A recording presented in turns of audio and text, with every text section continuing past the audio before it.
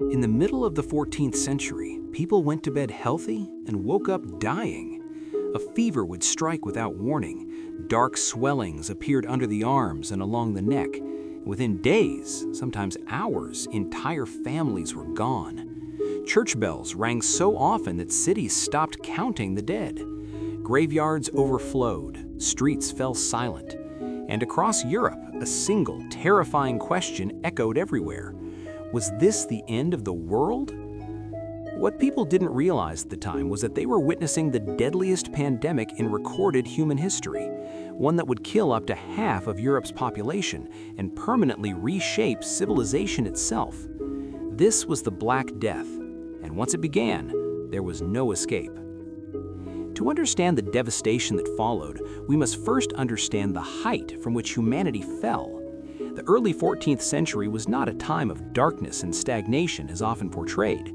It was the apex of the High Middle Ages, a period of remarkable stability, population explosion, and interconnectedness that Europe had not seen since the Roman Empire. Thanks to a climatic phenomenon known as the medieval warm period, harvests had been bountiful for generations. The population of Europe had nearly doubled in 2 centuries. Cities were bursting past their ancient Roman walls. Paris, Florence, Venice, and London were vibrant, chaotic, densely packed hives of human activity. The Gothic cathedrals were rising, symbols of a society that felt closer to God and more technologically capable than their ancestors. More importantly, the world was connected. A merchant in Venice could buy silk that traveled the entire length of Asia without ever leaving trade networks secured by the Mongol Empire, the Pax Mongolica. This vast network, the medieval World Wide Web, moved spices, gold, ideas, and technology across continents with unprecedented speed. It was a glorious, bustling, optimistic world. But this interconnectedness was a double-edged sword. The same caravans and ships that brought wealth were about to deliver the greatest catastrophe in human history. The infrastructure for global disaster was perfectly laid out. This society, seemingly so robust, was about to face an enemy it could not see, could not understand, and could not fight. The origin of the apocalypse lay thousands of miles from the stone streets of Paris, in the vast, windswept steppes of Central Asia, likely in the region of modern-day Kyrgyzstan or northern China. This is a landscape of extremes, endless horizons of grassland, harsh winters, and blistering summers. Here, an ancient biological agent had existed for millennia, Yersinia pestis. It is a bacterium of ruthless efficiency, endemic to the burrowing rodent populations of the steppes, marmots and ground squirrels. For centuries, the bacterium lived in a relatively stable ecological balance with its hosts, far from major human population centers. But in the 1330s, the delicate balance of the steppes was disrupted. Climate historians point to a period of ecological stress, perhaps a severe drought followed by heavy rains, that devastated the rodent population's food sources. Driven by hunger, the infected rodents migrated closer to human settlements, bringing their fleas with them. The leap from animal to human occurred in the trading outposts along the Silk Road. The first human victims likely didn't understand what was happening. They developed high fevers, vomiting, and the terrifying, painful swellings in their lymph nodes, the buboes, that gave the disease its name. News in the ancient world traveled slowly, but rumors of disaster traveled faster than merchant caravans. By the early 1440s, terrifying, fragmented reports began reaching Mediterranean ports. Merchants spoke of entire civilizations in the east vanishing, of reigns of fire and pestilence that left India, Tartary, and Mesopotamia depopulated. The Europeans listened to these tales with a mix of horror and detachment, viewing them as distant tragedies in exotic lands, perhaps divine retribution for foreign beliefs.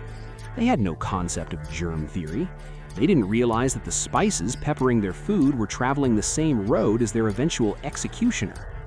The geographical pivot point of this history is the Crimean Peninsula, jutting into the northern Black Sea. Here sat the magnificent city of Kaffa. Kaffa was not merely a town, it was a fortified, incredibly wealthy colony of the Republic of Genoa. It was the crucial hinge connecting the overland Asian routes to the maritime Mediterranean networks. Inside its massive stone walls lived Italian merchants, Armenian traders, and a cosmopolitan mix of peoples protected by Genoese crossbowmen. In 1346, Kaffa was under siege. The mighty army of the Golden Horde, a successor state of the Mongol Empire led by Khan Janibeg, surrounded the city.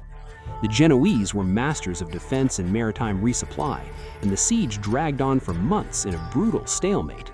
But then, a silent killer began to stalk the Mongol camps. The besieging army, living in close quarters with poor sanitation, became the perfect breeding ground for the bacterium that had traveled with them from the east. Soldiers began dying by the hundreds, then thousands, their bodies turning dark with gangrene before death. The Mongol army was dissolving not from enemy action, but from biology. Witnessing his army disintegrate and facing defeat, Janibeg made a horrific decision that would change history. In an act of desperate, calculated psychological and biological warfare, he ordered the corpses of his plague-ridden soldiers to be loaded onto trebuchets. For days, the sky over Kaffa rained dead bodies. The Genoese defenders watched in horror as the pestilent corpses smashed onto roofs and into market squares. The psychological terror was immense, but the biological impact was immediate. The bacteria, carried by the fluids of the corpses and the fleas abandoning their cold hosts for warm living ones, infiltrated the city. The unbreakable fortress had been breached from within. Panic gripped Kaffa. The rich Genoese merchants, realizing the city was doomed, utilized their greatest asset, their ships. 12 Genoese galleys loaded with refugees, cargo, and unseen stowaways slipped out of the harbor, fleeing past the dying Mongol army, heading for the safety of home. They sailed through the Bosporus, past Constantinople, which was soon devastated itself, and into the open Mediterranean. This sea was the economic engine of Europe, a zone of intense, fast-moving trade. The fleeing ships became vectors of death, docking at major hubs to resupply, unknowingly seeding the infection at every stop. The first major European port to fall was Messina in Sicily. When the Genoese galleys arrived, the dock workers who rowed out to meet them were greeted by a scene from hell. Contemporary chroniclers record that most sailors were dead, their bodies rotting on deck. The few survivors were delirious, racked with pain, covered in black boils dripping blood and pus. The port authorities of Messina realized too late the nature of the cargo. They ordered the ships expelled, but the true agents of transmission, the black rats ubiquitous on medieval ships and the fleas on their backs, had already scurried onto the docks. Messina was the test case for Europe, and it failed miserably. The speed of the infection was paralyzing. The close-quartered living conditions of a medieval port city acted as an accelerant. Within weeks, the social fabric of Messina disintegrated. People fled the city for the countryside, only to spread the contagion further across the island. News of the great pestilence spread, and other ports tried to close their harbors to ships from the east. But medieval quarantine was a leaky sieve. Greed often overcame caution. A ship laden with valuable spices could often bribe its way into port. By early 1448, the great maritime republics were crumbling. Genoa, the home port of the ships from Kaffa, was devastated. Venice, the queen of the Adriatic, faced an existential threat. The Venetians, the most pragmatic of merchants, eventually developed the concept of the lazaretto, islands in the lagoon designated as quarantine zones where arriving ships and crews had to wait 40 days before entering the city. It was a pioneering public health measure, but for the first wave, it was too late, too little. The gondolas of Venice became funeral barges, piling bodies high as they navigated the silent canals. From the ports of Italy, the disease moved west to Marseille, the great gateway to France, and crossed the Adriatic to Dubrovnik. The coastal perimeter of Europe was breached. Now the disease turned inland. As the plague moved away from the coasts, following river barges along the Rhone and carts along Roman roads, it encountered the dense heart of medieval Europe. Cities like Paris, Florence, London, and Barcelona were walled enclosures of winding, narrow alleys, multi-story timber houses that blocked out the sun, and open sewers running down the center of streets. They were incredibly vibrant, rich places, but hygienically they were tinderboxes waiting for a spark. When the plague hit a major metropolis, it didn't just kill people, it killed the city itself as a functioning organism. We must understand the terror of facing this without modern science. The best minds of the 14th century, the doctors of the University of Paris, were baffled. Their framework was not germ theory, but the ancient Greek theory of humors and miasma. They believed the air itself had been corrupted, perhaps by a specific planetary alignment of Saturn, Jupiter, and Mars in 1445 that released noxious vapors from the Earth. Doctors advised people not to bathe, as it opened the pores to corrupted air. They burned aromatic woods like juniper and rosemary in street corners to combat the smell of death. They bled patients already weakened by the disease. They lanced the buboes, which only spread the septemic infection faster. Every rational attempt to stop the disease only seemed to feed it. The realization that their best knowledge was useless created a profound psychological crisis. The Italian writer Giovanni Boccaccio, who witnessed the devastation of Florence, a city that lost perhaps 60% of its population, left us chilling accounts of the social collapse. The terror of contagion was so great that the most sacred bonds of humanity were severed.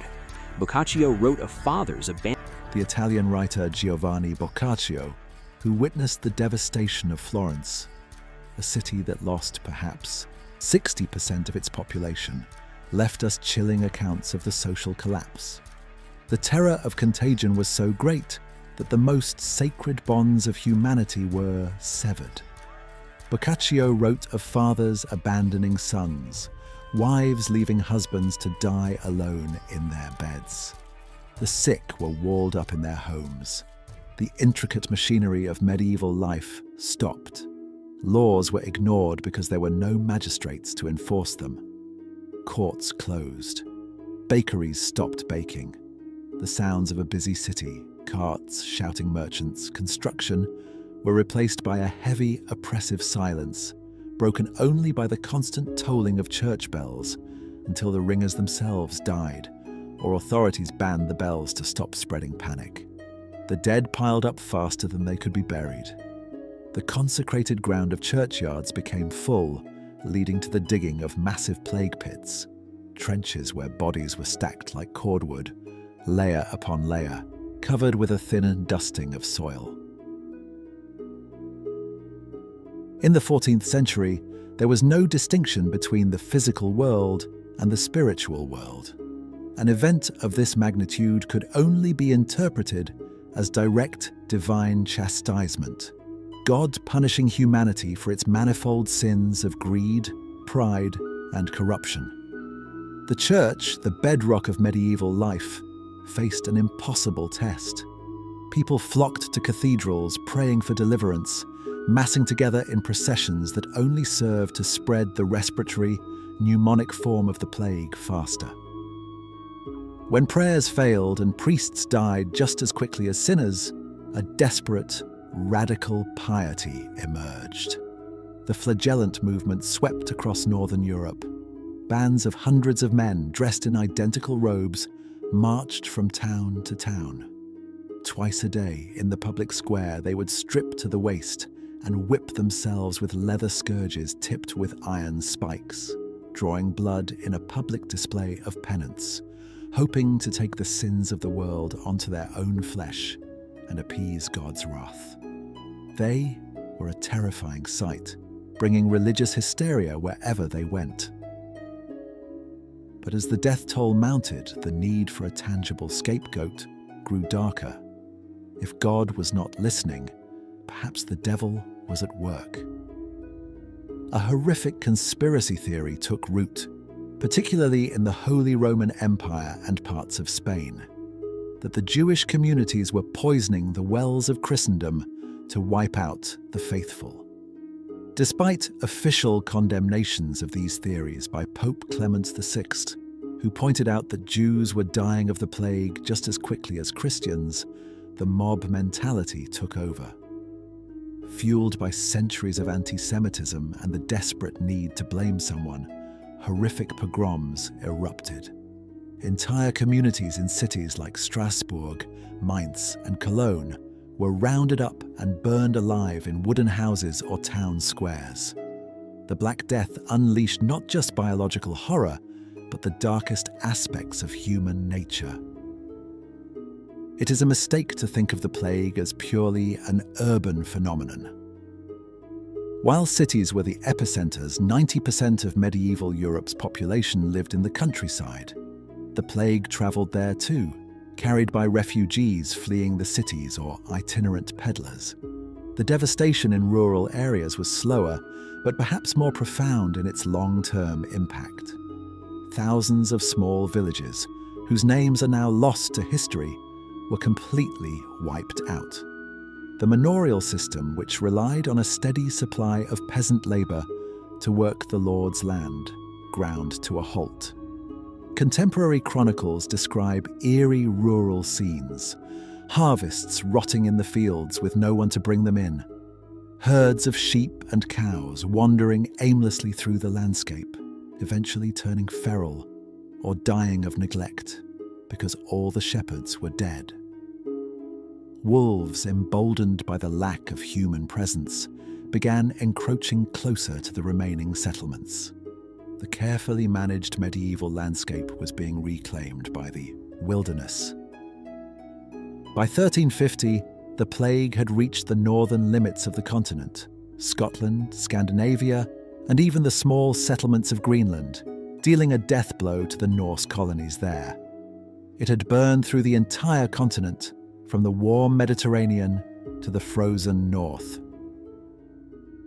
By 1351, the initial catastrophic wave of the Black Death began to burn itself out. The bacterium had simply run out of easily accessible victims. The fog began to lift, revealing a continent transformed. The exact death toll will never be known, but modern historians estimate that between 75 and 200 million people died across Eurasia and North Africa. In Europe alone, perhaps 50% of the population perished in less than 5 years. The survivors emerged into a world that looked the same, but was fundamentally different.